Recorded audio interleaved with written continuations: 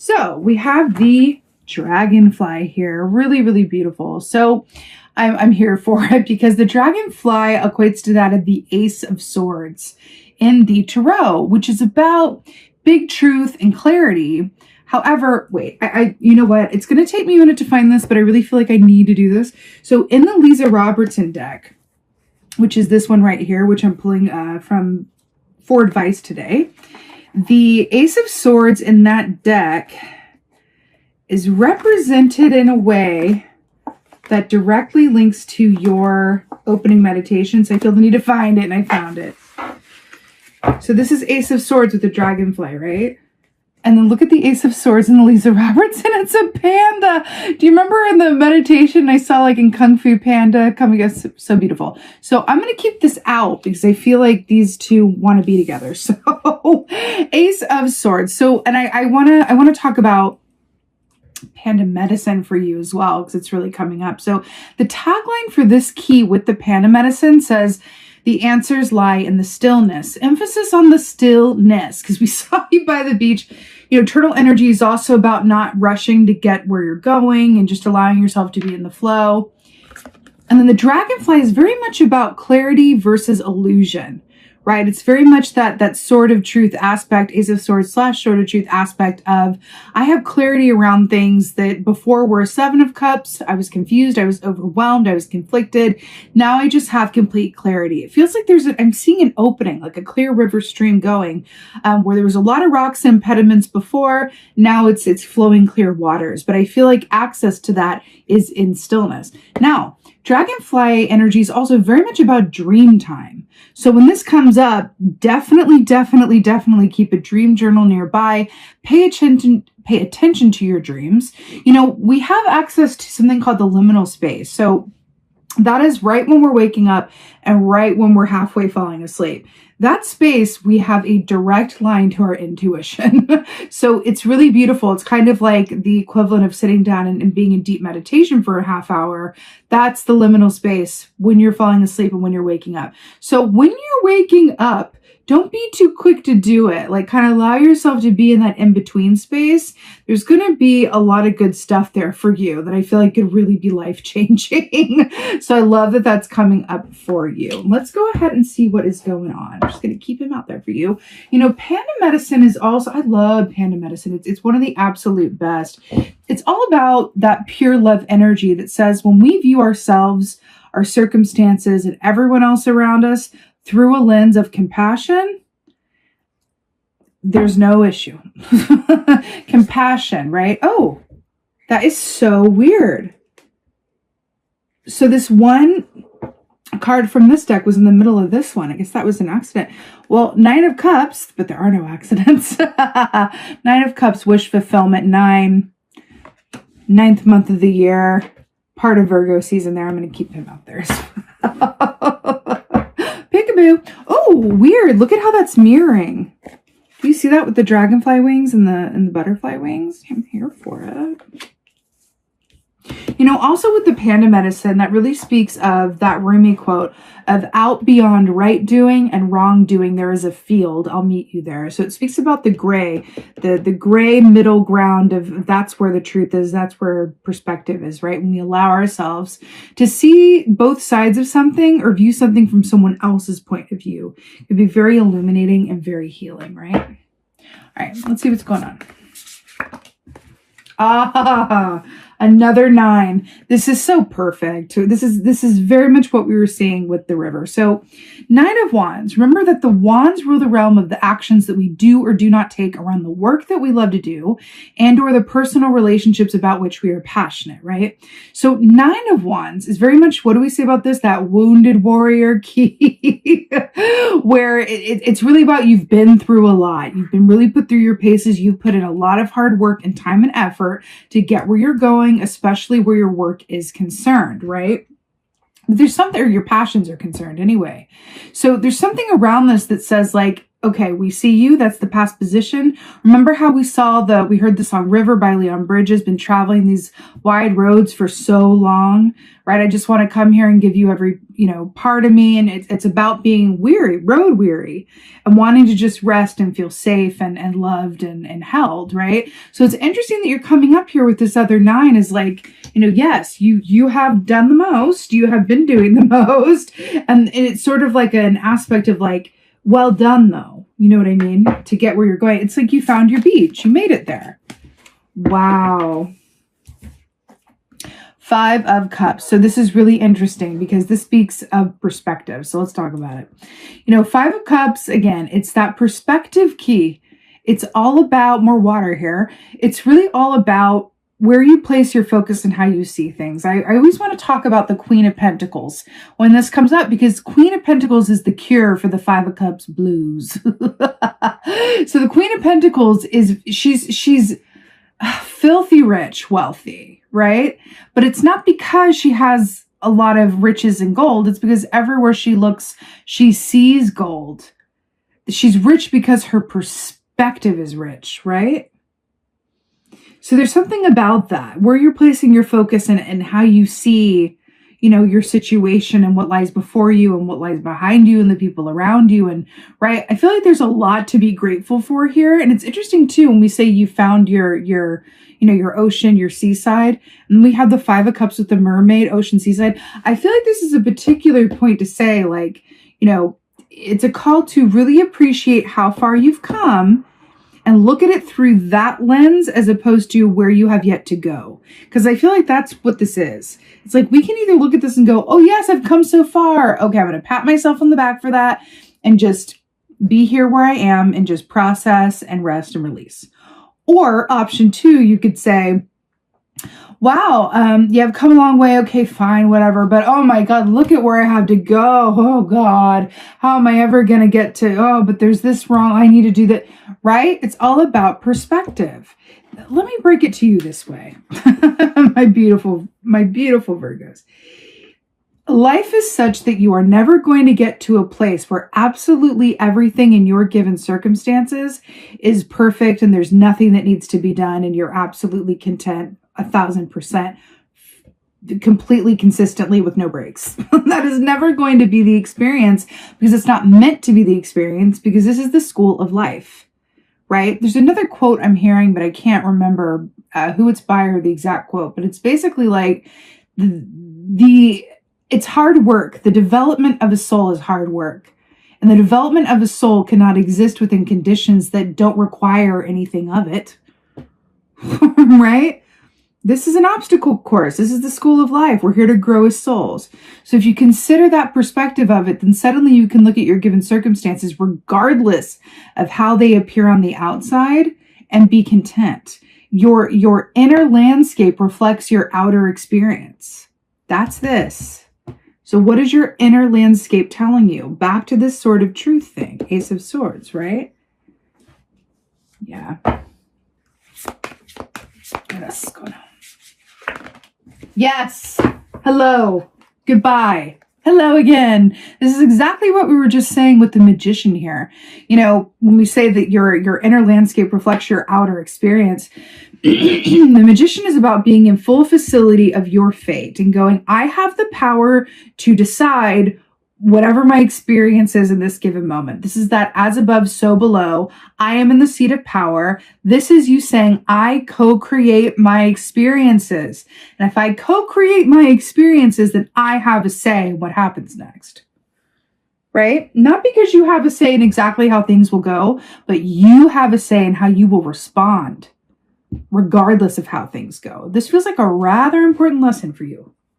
Well, I think for everybody, really, but it's coming up within your energy from this time of the month. So I'll say it for you at the moment. Excuse me. I need a little sip of coffee. So within this Magician energy, within saying like, hey, I may not be able to control a lot about life, but I do have facility around my own choices and how I choose to respond to the ever-shifting and changing events of my life and times, right?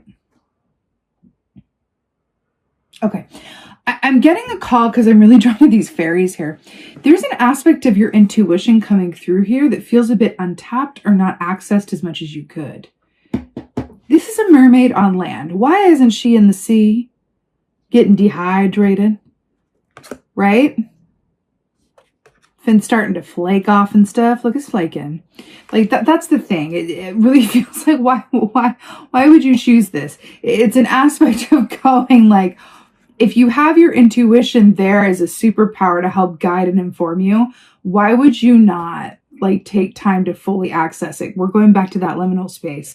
Please, please take the time to do that, because that feels like it's rather the key in the ticket to you moving through this time frame with this given energy in the best and most beneficial and rich way possible. Okay? Feels really good though, Virgo. It's just about, I feel like we just need like a little tune-up of alignment, because you've got to your ocean, but you're sitting on the seaside a bit like, yo, why are those cups empty? You know what I mean? But again, the answers lie in the stillness. And I'm hearing as a last message too, and we're going to get your advice here. But I'm hearing to sometimes it can be very difficult. Wait a minute. Weird. On the top, we had 7 of Cups and then dragonflies, which is interesting. So remember how we were talking about feeling overwhelmed and confused can be dragonfly energy in the 7 of Cups, and that the, you know, sort of the medicine to that is the Ace of Swords. It's interesting here coming up for you. So ultimately, Virgo, it's really about showing yourself, like I was saying with the panda, showing yourself the same compassion that you would show others, that you would like to be shown to you, right? Treat yourself as well, if not better than you treat others. That feels incredibly important to say. What's the advice? Oh, wow. Somebody else got this advice. I don't remember who it was. Somebody. Anyway. 7 of Wands is the advice is really, really something else, because 7 of Wands, remember, we talked about the realm of the work that you love to do, the interpersonal relationship. 7 of Wands, I always hear that John Mayer song, Bigger Than My Body Gives Me Credit For, whenever I see this, because this is about approaching your obstacles knowing that you will surmount them. This is going beyond your perceived limitations and having victory because you kept the faith, honey. It's all mental at this point. I just heard that. It's all mental at this point. It's all mental at this point. When this comes up into your advice of 7 of Wands, do you see how like these wands are pointing at this skunk and putting them in the defensive like position, ready to spray? Do you see how the garden here has half-eaten fruit and somebody has rummaged through this garden? Remember how we were talking about the Queen of Pentacles, and traditionally she's on a throne in the middle of a garden, and she's not rich because she has a lot. She's rich because her perspective is rich. Something coming in that for you, because we could see this garden as, God, look at all the half-eaten fruit, or we could look at this garden as, whoa, there's fruit.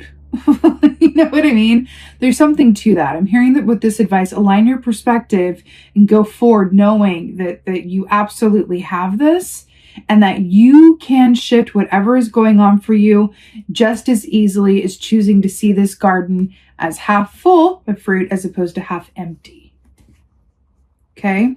There's also an aspect of perfectionism here as well, because when we think about Virgo energy, you know, that archetype is the hermit, but it's someone who, you know, likes things to be a certain way, can be a bit perfectionist, or the need to, you know, have things aligned or set or handled, right? The I's dotted, the T's crossed. And I feel like you're being called to show a lot more compassion towards yourself and others for the I's that aren't dotted and the T's that are not crossed. Because those are perfect as well if you shift your perspective to see them as perfect, right? In their imperfection. That's a head full. But that's what this is.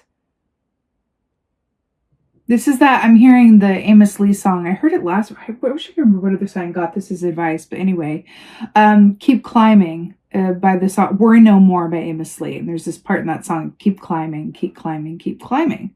So we've got this continued energy of the Nine of Wands with the wounded warrior, the Five of Cups with the discontent, even though you've reached the shore in perspective, and then coming into the, where you're moving into a position of power where you're going to co-create, your experience from a place of, empowered perspective and intuition, and allowing your intuition to work for you as the superpower and the true tool that it is, right? And then Seven of Wands, like keeping strong, keeping the faith, knowing that you can handle anything and everything that comes to you, but being able to enjoy the process through looking around you through a lens of appreciation, compassion, and healthy perspective. Let's go ahead and get an oracle. I'm feeling this one. Feeling this one. Oracle for Virgo. Ooh, that was quick. Oh my goodness. Okay. The Dragon's Duel. Inner conflict, morality, conscious choice. Tell me that this is not what we've been talking about. By the way, 2 + 3 is 5. 5 of Cups. 5 is the number of change. Okay. The Dragon's Duel, inner conflict, morality, conscious choice. Conscious choice taking us right back to that Magician with knowing that we are co-creators, right? Also, is that not an ocean beneath them, right?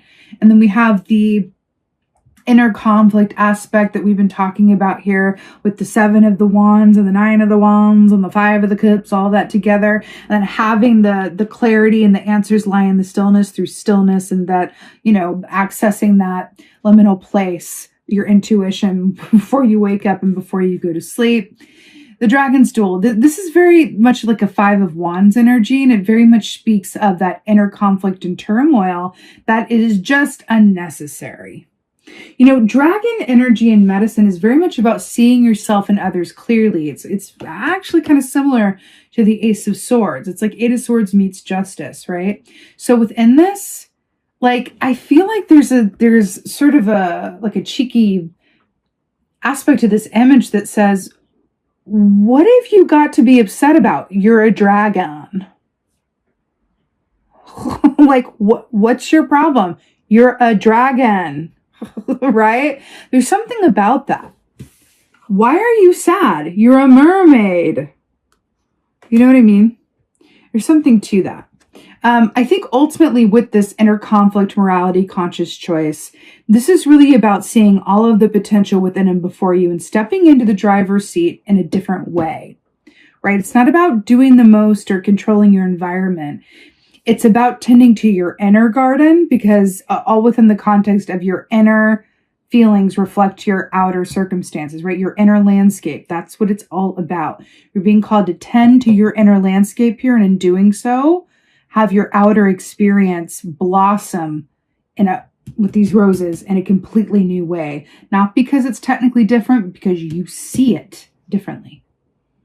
It's like walking into a house that needs a lot of work. You can either walk in there and go, oh my God, this place, oh my God, there's a hole in the ceiling, there's no toilet, there's all of this, there's, pest problems. Or you can walk in the house and go, I see so much potential. This place has great bones. You know what I mean? Which can be challenging for a Virgo. A strong Virgo archetype for sure, right?